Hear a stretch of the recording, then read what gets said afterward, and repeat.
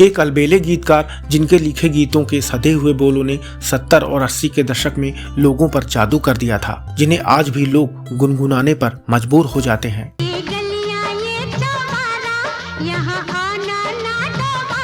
तमाम मर्म स्पर्शी गीत रचने वाले एक ऐसे गीतकार जिनकी कलम से निकला एक प्यार का नगमा है, गाने को तो 1000 साल का सर्वश्रेष्ठ गीत यानी सॉन्ग ऑफ मिलेनियम का दर्जा हासिल हो चुका है।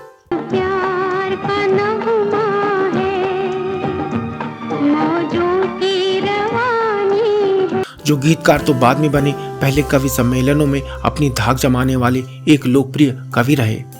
उनको मंच पर कविता पाठ करते सुनना भी एक अविस्मरणीय अनुभव होता था। करना फकीरी फिर क्या दिलगिरी, सदा मगन मन रहना जी। एक वक्त बेहद मशहूर रहे इस दिग्गज कवि व गीतकार को बॉलीवुड से तवज्जो न देने की शिकायत भी रही। इतने काबिल होने के बावजूद भी हिंदी सिनेमा में इनको कभी तरजीह नहीं मिल सकी। लोगों के बीच इनके लिखे गाने तो बेहद लोकप्रिय रहे, लेकिन अन्य समकालीन गीतकारों की तरह ये कभी मशहूर नहीं हो पाए। अभी भी इनको कम लोग ही जानते व पहचानते हैं।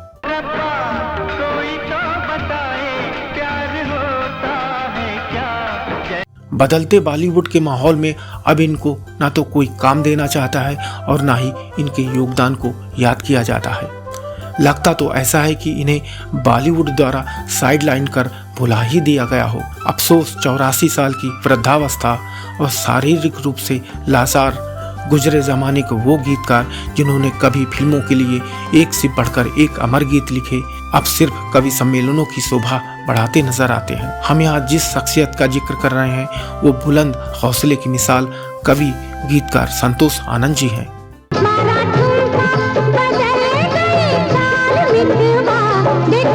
सही मायने में संतोष आनंद सिर्फ एक नाम नहीं, वास्तव में एक युग का नाम है। संतोष आनंद जितने मशहूर कवि थे उतने ही प्रसिद्ध इनके लिखे गीत हुआ करते थे। संतोष आनंद ने एक प्यार का नगमा है, जिंदगी की ना टूटे लड़ी, पूर्वा सुहानी आई रे, मैं ना भूलूंगा और मेघारे जैसे कई अमर गीतों को लिखा जो पीढ़ियों के गीत बन गए।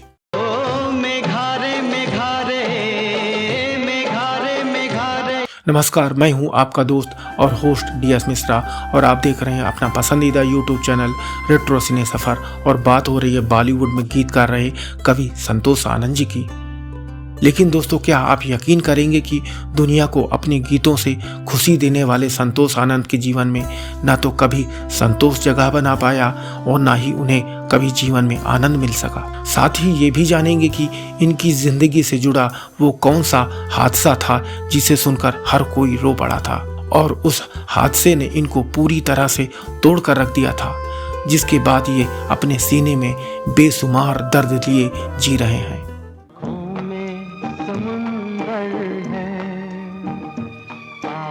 और चर्चा इस बात की भी होगी कि क्या वाकई में गरीबी में कट रही है इस मशहूर गीतकार की जिंदगी, जिसकी वजह से एक शो के दौरान इनको मदद के नाम पर दिए गए थे 5 लाख रुपए। इस पेशकश में इनकी जिंदगी से जुड़ी ऐसी ही तमाम बातों की चर्चा करते हुए संतोष आनंद को जानेंगे और उनकी काम की अहमियत को समझेंगे। तो हमारे साथ इस कार्यक्रम में बने रहिएगा।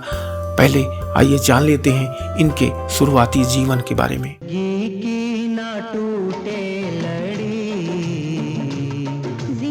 संतोष आनंद जी का जन्म 5 मार्च 1940 को उत्तर प्रदेश के बुलंदशहर जिले के सिकंदराबाद में एक मध्यम वर्गीय परिवार में हुआ था।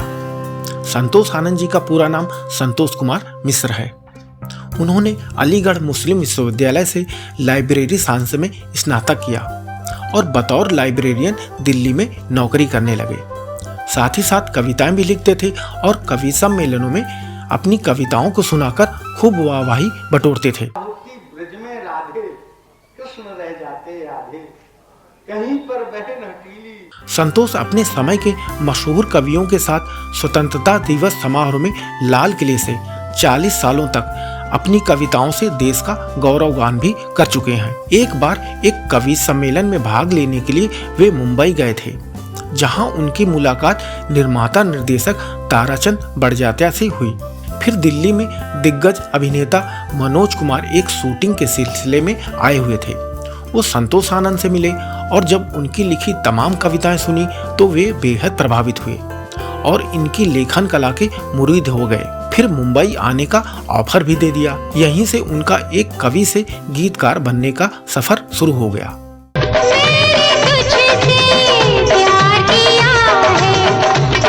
संतोष आनंद ने अपने फिल्मी करियर की शुरुआत साल 1970 में की। फिल्मों में उन्हें पहला ब्रेक दिग्गज अभिनेता मनोज कुमार ने ही दिया था। हिंदी सिनेमा के लिए उनकी कलम से जो पहला गाना निकला वो था पूर्वा सुहानी आई रे, जो कि मनोज कुमार के निर्माण निर्देशन में बनी और उन्हीं के अभिनय से सजी साल 1970 की फिल्म पूरब और पश्चिम से था।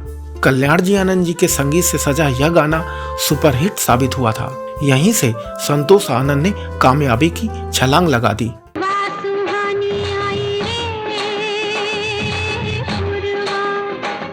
इस गाने के बाद तो मनोज कुमार उनके कायल हो गए। वो अपनी ज्यादातर फिल्मों में संतोष आनंद से ही गाने लिखवाने लगे। चूंकि मनोज कुमार खुद एक अच्छे गीतकार व लेखक थे, इस वजह से वे संतोष आनंद की कला को तरजीह देते रहे। फिर उनकी कलम से वो कालजयी व अमर गीत निकला जिसे सॉन्ग ऑफ मिलेनियम कहा गया और वो गाना था एक प्यार का नगमा है मौजों की रवानी है, जो कि साल 1972 में आई मनोज कुमार और नंदा अभिनीत फिल्म शोर से था। गीत के बोलों को जब लक्ष्मीकांत प्यारेलाल ने अपने मधुर संगीत से सजाया तो इस गाने ने इतिहास रच दिया और आज 5 दशकों के बाद भी गाने की लोकप्रियता में कोई कमी नहीं आई। प्यार का नगमा है मौजों की रवा। दोस्तों, हीरे की परख सिर्फ एक जौहरी ही कर सकता है। उसी तरह फिल्मों के मामले में पैनी परख रखने वाले शोमैन राज कपूर भी उनकी प्रतिभा के कायल हो गए। उन्होंने भी संतोष आनंद जी से साल 1982 की फिल्म प्रेम रोग में कई यादगार गीत लिखवाए जो बाद में चार्ट बस्टर साबित हुए। इनमें मोहब्बत है क्या चीज जैसे गाने शामिल हैं।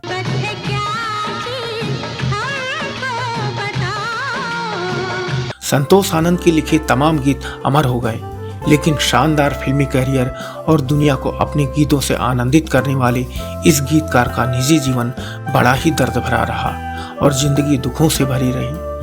16-17 साल की उम्र में हॉकी खेलने के दौरान लगी चोट और फिर गलत इलाज के चलते उनका एक पैर पूरी तरह से खराब हो गया और वो विकलांग हो गए। यह अलबेला गीतकार एक टांग के सहारे चलकर दूसरों को जिंदगी की राह पर चलने का हौसला देता रहा, जबकि उनकी जिंदगी हमेशा उथल पुथल से भरी रही। लगने लगी आजकल जिंदगानी। उनकी 2 संतानें थीं। बेटे का नाम संकल्प आनंद और बेटी शैलजा आनंद। बहू का नाम नंदिनी था। शादी के 10 साल बाद बड़ी मन्नतों से संकल्प का जन्म हुआ। संकल्प गृह मंत्रालय में कार्यरत थे। संकल्प ने अपने पिता को बिना बताए शादी कर ली थी, जिस वजह से संतोष थोड़े दिनों तक नाराज जरूर रहे, लेकिन बाद में बेटे की खुशी को देखते हुए बेटे बहू को आशीर्वाद दिया। लेकिन एक दिन संतोष आनंद को तब बहुत बड़ा सदमा लगा जब 15 अक्टूबर 2014 को पता चला कि मथुरा के कोसी कला के पास संकल्प आनंद ने अपनी पत्नी नंदिनी के साथ ट्रेन के सामने कूदकर जान दे दी। इस हादसे के बाद उन पर जैसे गमों का पहाड़ टूट पड़ा हो। वे बिल्कुल टूट गए। बेटे को खोने का गम क्या होता है, इसे संतोष आनंद से बेहतर कौन जान सकता था।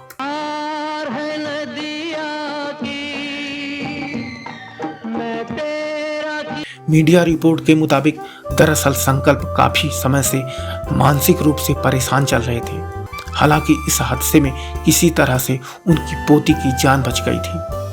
इस तरह से संतोष आनंद का पूरा जीवन ही उतार चढ़ाव से भरा रहा। दुखों ने उनका पीछा कभी नहीं छोड़ा। वक्त के आगे मजबूर शायद ही कभी चैन की जिंदगी गुजारी होगी।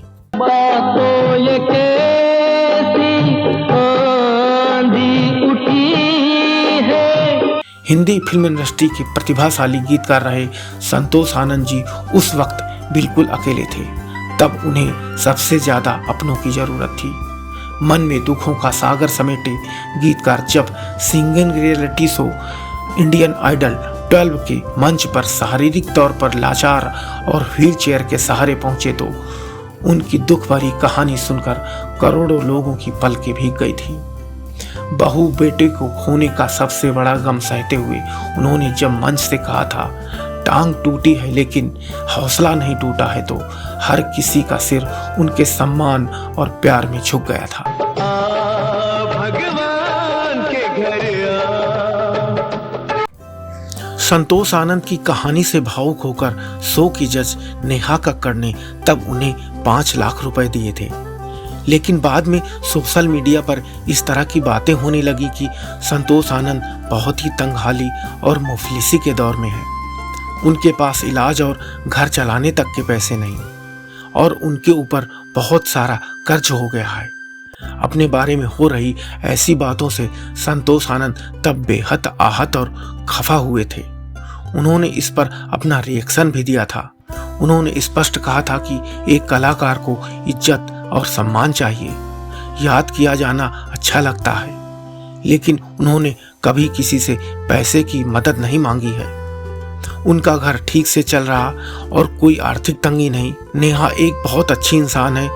जब उन्होंने मुझे 5 लाख रुपए देने का ऐलान किया था तो मैंने कहा था मैं नहीं ले सकता। मैं एक स्वाभिमानी आदमी हूँ। मैंने कभी किसी से पैसे नहीं मांगे और ना ही कभी मांगूंगा। मैं कवि सम्मेलन में भाग लेता हूँ और उससे पैसे कमाता हूँ।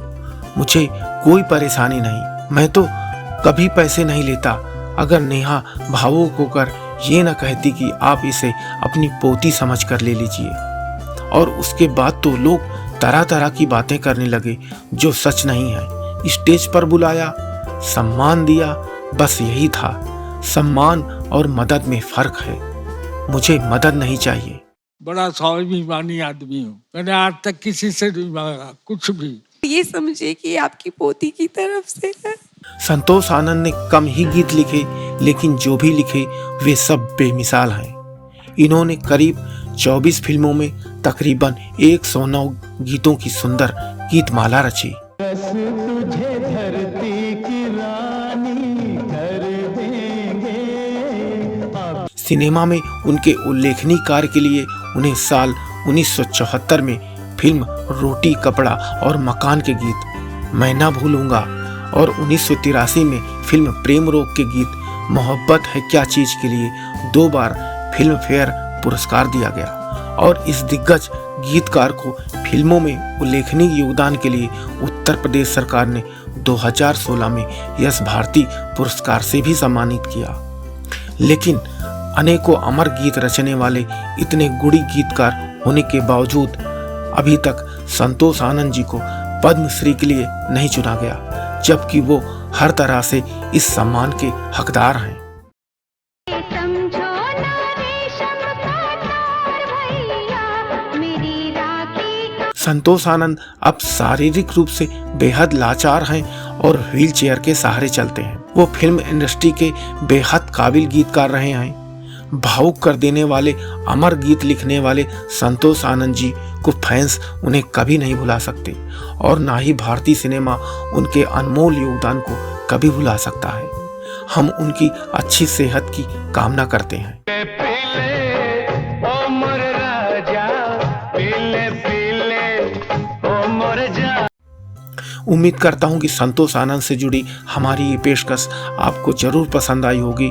अब आपसे गुजारिश है कि चैनल को सब्सक्राइब करना ना भूलें, वीडियो को लाइक और शेयर करें। अपना ख्याल रखें।